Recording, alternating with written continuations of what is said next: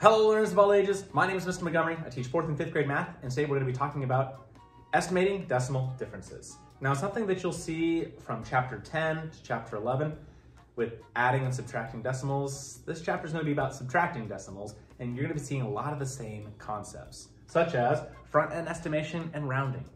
So again, when we work with decimals and front-end estimation, we take the first non-zero digit at face value.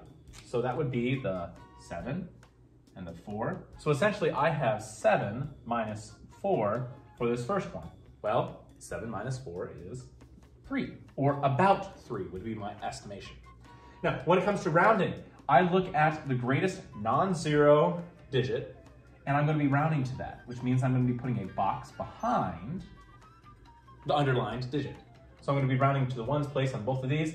2 is going to tell the 7 to stay the same, so I'm just going to have 7 and 0 hundredths. And 6 is going to tell the 4 to go up since it's 5 and above. It gives 4 a shove to 5 and 0 hundredths. So I have my zeros here, I have my decimal place going down, and I now have 7 minus 5, which is about 2. Notice how I got 2 different answers for 2 different ways of estimating. Now there is one stipulation when it comes to subtracting and when it comes to rounding. So you're rounding to the first non-zero digit of the smallest number. So I'm going to put the smallest number down here. Smallest number. So that means that we have an example right here. So I have 23 and 45 hundredths minus 9 and 87 hundredths. I'm going to be doing it front end style as well as rounding. So I'm going to be doing front end, taking it at value. So that would be 2 and 9. So that would be 20 minus 9, which would be 11, or about 11.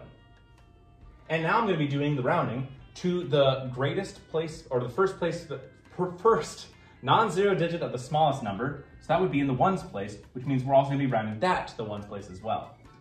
8 is going to be my boss. 4 is going to be my boss. So 24, let's see, 4 would tell the 3 to stay the same at 23. 8 would tell the 9 to go up to a 10.